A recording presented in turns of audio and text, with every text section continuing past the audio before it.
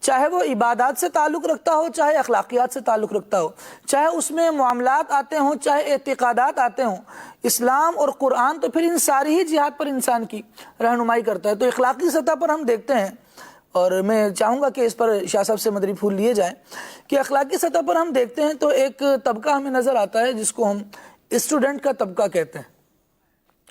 طلباء، شاگرد، طالب علم، ان کی اب معاشرے میں مختلف ذمہ داریاں ان کی بھی ہیں کہ یہ کس طرح پڑھیں کہ ایک طالب علم کو دیکھ کر ایک جاہل شخص میں بھی تو یہ شعور بیدار ہونا کہ یار یہ پڑھنے والا ہے اور یہ فلاں شخص نہ پڑھنے والا ہے، تو نہ پڑھنے والا یہ تو سوچے کہ یار اگر پڑھ لکھ کر بندہ سنور جاتا ہے تو میں نے بھی سنورنے کی طرف آنا چاہیے۔ لیکن اگر کسی کی تعلیم اس میں بگاڑ پیدا کر رہی ہوگی تو آپ کیا سمجھتے ہیں کہ پھر طالب علم کی حیثیت سے کیا ذمہ داری ہے؟ اور جب ہم طالب علم کی بات کرتے ہیں تو الٹیمیٹلی اس میں استاد کی بھی ایک جھلک آتی ہے نا، کیونکہ طالب علم تو وابستہ ہی استاد سے ہے، جو اس کو سکھایا جائے گا وہ سیکھے گا۔ کیا فرمائیں گے؟ بسم اللہ الرحمن الرحیم، الحمدللہ رب العالمین والصلاة والسلام علی سید الانبیاء والمرسلین، اما بعد۔ خالد بھائی، یہ جو ہمارا آج کا موضوع ہے، حقیقت ہے کہ یہ بہت وسعت رکھتا ہے اپنے دامن میں۔ ساتھ عرض کرتا چلوں کہ اگر ہم دیکھیں کہ کوئی بھی شخص باشعور ہے، عاقل بالغ ہے، اس پر کوئی نہ کوئی ذمہ داری عائد ہوتی ہے، ٹھیک ہے، کوئی نہ کوئی ذمہ داری اس پر عائد ہوتی ہے۔ مسلمان ہونے کے اعتبار سے، جس طرح ہمارے منی بھائی کلام فرما رہے ہیں، آپ فرما رہے ہیں، مسلمان ہونے کے اعتبار سے بھی ذمہ داریاں کچھ عائد ہو چکی ہیں، اور پھر کچھ جو ہماری پلاننگ ہوتی ہے اس اعتبار سے بھی ہم جس وقت اپنے مستقبل کو اپنی نظروں کے سامنے رکھتے ہیں کہ ہمارا مستقبل کیا ہے، ہم نے مستقبل میں کرنا کیا ہے، مقصد کیا ہے، تو اس کے لیے پھر ہمیں اساتذہ کرام کا سہارا لینا پڑتا ہے۔ تو سب سے پہلی جو درس گاہ ہے، پہلی درس گاہ تو وہ ہے والدہ کی تربیت، والدہ کی تعلیم۔ اس کے بعد والدہ یا والد صاحب ایک حد تک تعلیم و تربیت کا سلسلہ کرتے ہیں، لیکن جس لیول پر ہمارا نقطہ نظر ہوتا ہے، جو مقصد ہوتا ہے، وہاں پر پہنچنے کے لیے ہمیں اساتذہ کرام کے دامن سے جڑنا پڑتا ہے، اساتذہ کرام کا سہارا لینا پڑتا ہے۔ تو اب ابتداً تو دیکھیں کہ استاد کی ذمہ داری کیا ہے۔ ٹھیک ہے، استاد کی ذمہ داری کیا ہے؟ بہت ساری ذمہ داریوں میں ایک تو استاد کی ذمہ داری کتاب سے تعلق تو ہے ہی ہے، کیونکہ کتاب سے تعلق ہوگا تبھی تو وہ استاد ہے۔ کتاب کے ساتھ ساتھ استاد کی جو ذمہ داری ہے وہ طالب العلم کے اخلاقیات کو سنوارنا ہے۔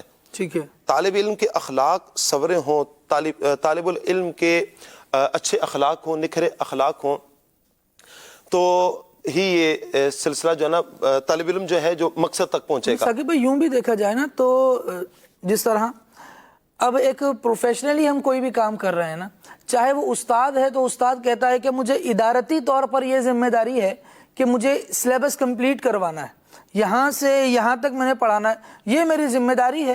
اور مجھ سے سوال بھی اسی کا ہوگا، بھائی دوسری باتیں آپ چھوڑیں، آپ یہ بتائیں جو سلیبس آپ کو دیا گیا تھا کیا آپ نے وہ کمپلیٹ کروا دیا ہے؟ اگر نہیں کروایا تو پھر ادارہ اس کو فیل کرنے میں لگا ہوا ہے، اور اگر اس نے سلیبس کمپلیٹ کروانے پہ دھیان رکھا ہے، اخلاقی موضوعات پر اس طرح سے اس نے گفتگو نہیں کی، تو یہ بات ہوتی ہے کہ جناب استاد کی ذمہ داری یہ تھی۔ تو یہاں پر جو استاد کی ایک حیثیت بنی تو وہ دو اعتبار سے بنی نا، ایک تو وہ ادارے کو جواب دہ ہونے کے اعتبار سے، اور ایک اس کی جو فرض شناسی والی حیثیت ہے وہ ایک جداگانہ بنی۔ تو دونوں ہی حیثیتوں سے اس کو کام کرنا چاہیے۔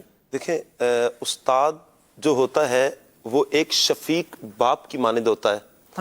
باپ کبھی یہ نہیں کہتا کہ میں بیٹا تمہارے لیے کام نہیں کروں گا، وہ جہاں پر محبت دیتا ہے وہیں پر وہ سردیوں میں بھی کام کر رہا ہے، وہ بارشوں میں بھی کام کر رہا ہے، اسے مزدوری کرنی پڑ رہی ہے تو مزدوری بھی کرے گا، وہ تپتی دھوپ میں وہ کام کر رہا ہے، وہ آندھیوں کو نہیں دیکھتا، طوفانوں کو نہیں دیکھتا، اور بالمقابل وہ اس کی پڑھائی کا، تعلیم و تربیت کا بھی سلسلہ کرتا ہے۔ تو استاد ایک شفیق باپ کی مانند ہوتا ہے۔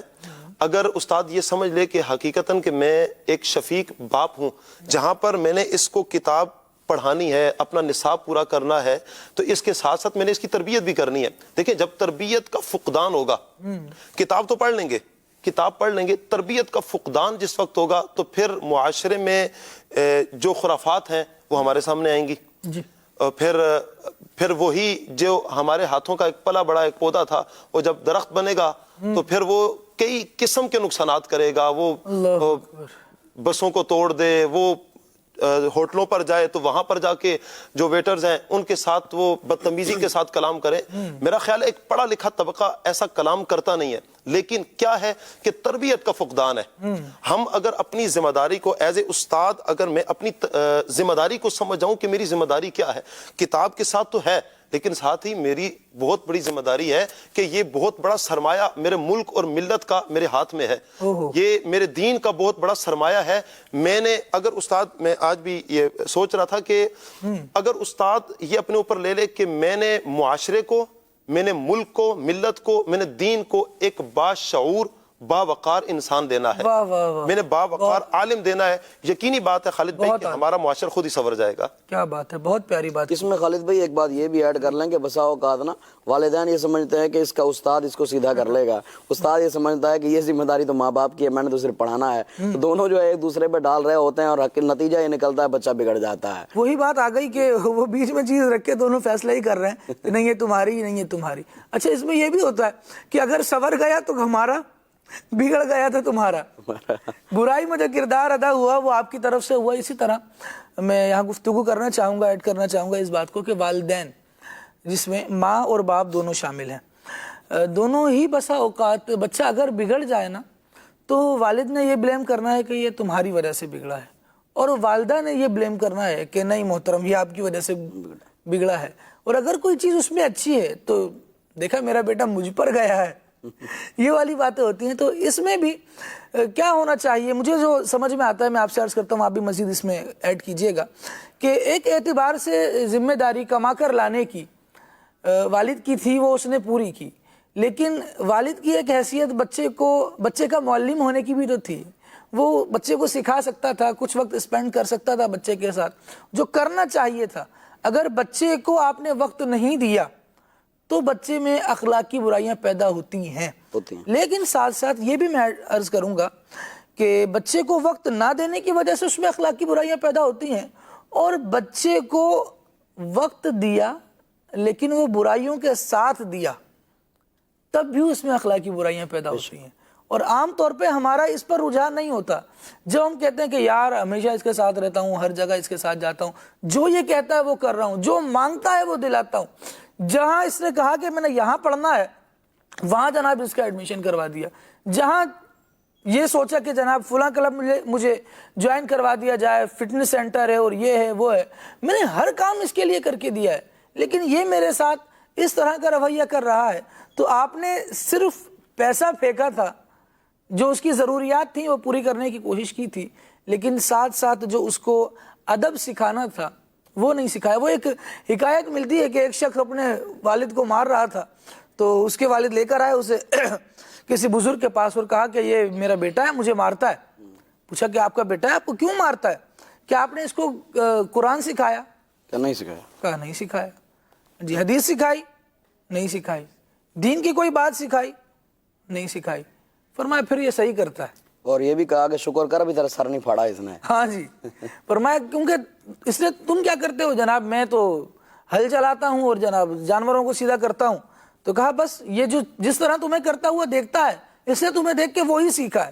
نہ تم نے قرآن سکھایا اس کو, نہ حدیث سکھائی جو اس کے باطن کو ستھرا کرتی, جو اس کے دل کو اجلا کرتی. جب نہیں سکھائی تو پھر جو اس نے سیکھا ہے وہ یہ کر رہا ہے, اور جو یہ کر رہا ہے اس کا نتیجہ تم دیکھ رہے. تو اس حوالے سے خالد بھائی ایک بات یہ بھی ہے کہ ایک دوسرے پر قصور نہیں ڈالنا چاہیے. دیکھیں سب سے پہلی تربیت گاہ ماں کی گود ہے, اس کے بعد ذمہ داری باپ پہ آتی ہے, اس کے بعد بچی جو ہے وہ معلمہ کی تربیت میں جاتی ہے, بچہ معلم کی تربیت میں جاتا ہے. یہ مراحل گزرنے کے بعد پھر بچہ معاشرے کے ہاتھوں میں آتا ہے. یہ 3-4 جو ہے وہ اس کے سٹیپ ہوتے ہیں. اب اس کے بعد دیکھیں کہ والد نے کیا کردار ادا کیا ہے, والدہ نے کیا کردار ادا کیا ہے. اب اگر والد یہ سوچے کہ بھائی میں نماز پڑھ رہا ہوں, میرے گھر والے نماز نہیں پڑھ رہے, تو تو کیا کوئی مسئلہ نہیں, میں غیبت نہیں کرتا, میرے گھر والے غیبت کر رہے ہیں تو کیا کوئی مسئلہ نہیں. نہیں, فرمایا مسئلہ ہے. قو انفسکم واہلیکم نارا, خود بھی بچو, اپنے گھر والوں کو بھی بچاؤ, یہ تمہاری ذمہ داری ہے. فقیہ ابو الیاس سمرقندی رحمۃ اللہ تعالی نے ایک حکایت نقل کی ہے, کل بروز قیامت ایک شخص کو لایا جائے گا, ساتھ میں اس کی فیملی والے بھی ہوں گے, وہ الگ جگہ پر کھڑے ہوں گے, یہ الگ جگہ پر کھڑا ہوگا. اب وہ اس کے پاس آئیں گے اور اللہ تبارک و تعالیٰ کی بارگاہ میں عرض کریں گے مولا اس سے ہمیں ہمارا انصاف دلا. اب اعلان ہوگا تو بھئی کیا انصاف دلایا جائے, تو وہ عرض کریں گے مولا اس نے ہمیں دنیا کے اندر دین نہیں سکھایا اور ہمیں حرام کھلاتا تھا, ہمیں پتہ نہیں تھا, یہ ہمیں حرام کھلاتا تھا, ہمیں پتہ نہیں تھا. اور علماء فرماتے ہیں اس کو اتنا مارا جائے گا, اتنا مارا جائے گا کہ اس کی ہڈیوں سے گوشت جھڑ جائے گا. اب جو ہے اس کو بارے میں اس کا انصاف اس طرح دلایا جائے گا کہ اس کی پہاڑ کے برابر نیکیاں لائی جائیں گی اور اس کے گھر والوں کو کہا جائے گا کہ تم اس میں سے اپنی نیکیاں لے لو. تو وہ جن کے گناہ زیادہ ہوں گے وہ گناہ اس پہ ڈال دیے جائیں گے, اس کی نیکیاں لے لی جائیں گی, حتیٰ کہ اس کی ساری نیکیاں ختم ہو جائیں گی اور حکم ہوگا اس کو گھسیٹتے ہوئے جہنم میں لے جاؤ. فرشتے اس پر حیرت زدہ ہوں گے کہ بڑی حیرت ہوئی اس بندے پر کہ اس کے گھر والے اس کی وجہ سے جنت میں جا رہے ہیں اور یہ اپنے گھر والوں کی وجہ سے جہنم میں جا رہا ہے. تو یہ بندہ خود غور کرے کہ میں اپنے اوپر میری کیا ذمہ داریاں ہیں اور میں گھر والوں کے ساتھ کیا کر رہا ہوں. اب والد ہونے کی حیثیت سے آپ دیکھیں, یہ لوگوں نے لکھا ہے ماہرین نے کہ 8 سال تک نا بچہ اپنے گھر والوں سے سیکھتا ہے, اس کے بعد پھر بچہ اپنے گھر والوں سے نہیں اپنے دوستوں سے سیکھتا ہے. اگر والد یہ سوچ لے کہ گھر سے باہر نکالنے تک سکول کے گیٹ تک میری ذمہ داری تھی, اس سے آگے میری ذمہ داری ختم ہو گئی, تو یہ اس کی خام خیالی ہے. بلکہ اس پر لازم ہے کہ اس کا بچہ سکول میں کیا کر رہا ہے, کس کے ساتھ اٹھ بیٹھ رہا ہے, کس کے ساتھ آ جا رہا ہے, ان چیزوں کو بھی مد نظر رکھے. جب تک ان چیزوں کو ذہن میں نہیں رکھے گا تب وہ اپنے بچے کی صحیح تربیت نہیں کر سکتا. اب دیکھیں بچہ جو ہے جب بڑا ہو جاتا ہے پھر وہ گھر والوں کے ساتھ نہیں بیٹھتا. اب ماں باپ کا شکوہ ہوتا ہے کہ ہمارا بچہ ہمارے ساتھ نہیں بیٹھ رہا. جب تمہارے پاس وقت تھا کہ تم اس کو اپنے پاس بٹھاتے, تم اس کو وقت دیتے, بچپن میں تم نے اس کو وقت نہیں دیا, اب جوانی میں وہ تمہیں وقت نہیں دے رہا, حساب برابر ہو گیا. تو اب جو ہے نا دولت کی طرح کر دیا ہے کہ وہ جا کے بینک میں جمع کروا دی ایسا ہی ہے. اور پھر جب ضرورت پڑی تو آ جاؤ بھائی نکال لی اس کو. تو اگر وہ دولت اس طرح سے رہے گی تو وہ ایک نوٹ تھے, وہ آپ کے ڈالر پاؤنڈ تھے, وہ آپ کا سونا چاندی تھا, شاید جس پہ اثر نہ پڑ رہا ہو صحبت کا. آپ کا بچے جہاں آپ نے جمع کروایا نا وہاں اس کو پھر جیسی صحبت ملی اس صحبت کا وہ اثر قبول کرے گا. اور جب وہ اثر قبول کرے گا تو اس کے بعد وہ اثر آپ کو نظر بھی آئے گا.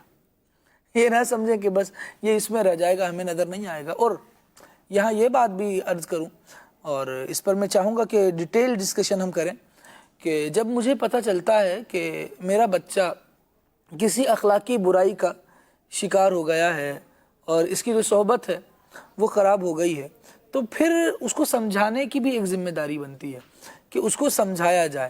اس کو پھر سمجھایا کس طرح جائے, یہ سمجھانے کے طریقے اگر ہم بزرگوں سے سیکھیں گے نا مدنی چینل کے ناظرین تو یہ بہت اچھا ہو جائے گا. بزرگوں سے سیکھیں, علماء سے سیکھیں, ایسے افراد سے سیکھیں جن آپ کو لگیں کہ یار ان کی اولاد اچھی تربیت یافتہ ہے, انہوں نے کیسے سکھایا ہے. تعلیم یافتہ ہونا, تربیت یافتہ ہونا, یہ دو الگ الگ باتیں ہیں. سمجھا ہوا ہونا, معاشرتی شعور ہونا, جس کو آپ کہتے ہیں کہ سیوک سینس ہونا, کہ ایک شہر میں جب بندہ زندگی گزار رہا ہے تو اس میں ہونا چاہیے کہ بھائی یہاں بیٹھنے کے اٹھنے کے آداب کیا ہیں, یہاں کے اخلاقیات کیا ہیں, وہ سکھانا. جس کو آپ یہ دیکھیں کہ اس نے اپنے متعلقین کو اچھا سکھایا ہوا ہے اس سے جا کر سیکھ لیں. ہم دیکھتے ہیں کہ عام طور پر ثاقب بھائی مساجد میں جو ائمہ حضرات ہیں, ہمارے ممبروں پر جو علوم انبیاء کے وارث علماء موجود ہیں جو واقعتاً دین کا پیغام پہنچا رہے ہیں اور جو اس آیت کریمہ پر عمل کرنے والے ہیں, بڑی مفید آیت مبارکہ ہے. فرمایا گیا ادعو الی سبیل ربک بالحکمت والموعظۃ الحسنہ, جو اپنے رب کی راہ کی طرف حکمت اور اچھی نصیحت موعظہ حسنہ کے ساتھ بلانے والے ہیں. ہم دیکھتے ہیں کہ وہ کسی کو یہ پابند نہیں کرتے کہ جناب آپ اگر جمعہ پڑھنے آنا ہے آپ نے تو اس ٹائم آ جائیے گا, ورنہ دروازہ بند کر دیا جائے گا مسجد کا, اور اس کے بعد جو باہر رہ گیا وہ باہر رہ گیا, اور جو آ گیا اس کو اتنی دیر تک باہر نہیں نکلنے دیا جائے گا. ان میں ایک الگ چاشنی ہوتی ہے, الگ ایک کشش ہوتی ہے. وہ آ کر بیٹھتے ہیں, گفتگو شروع کرتے ہیں, لوگ آ کر علم دین حاصل کرنا شروع کرتے ہیں. وہ جو موعظہ حسنہ کے ساتھ اچھی تربیت کر رہے ہوتے ہیں, اس کا نتیجہ اگر میں آپ کے سامنے مدنی چینل کے ناظرین رکھنا چاہوں تو آپ دیکھیے ہفتے والے دن شیخ طریقت امیر اہل سنت دامت برکاتہم العالیہ مدنی مذاکرہ فرماتے ہیں. امیر اہل سنت تشریف لانے کا ٹائم ہے اور عاشقان رسول آپ سے فیض لینے کے لیے بیٹھے ہوئے ہیں. کیوں؟ کیونکہ آپ سمجھا رہے ہیں. وہی بات ثاقب بھائی میں یہاں سے لینا چاہوں گا آپ سے کہ اخلاقی برائیوں کو دور کرنے والا جو ایلیمنٹ ہے کہ امیر علیہ سنت دامت برکاتہم العالیہ اخلاقی برائیوں کو بھی بیان کر رہے ہیں اور ان کو دور کیسے کرنا ہے یہ بات سب بول ہی کر تو سمجھا رہے ہیں.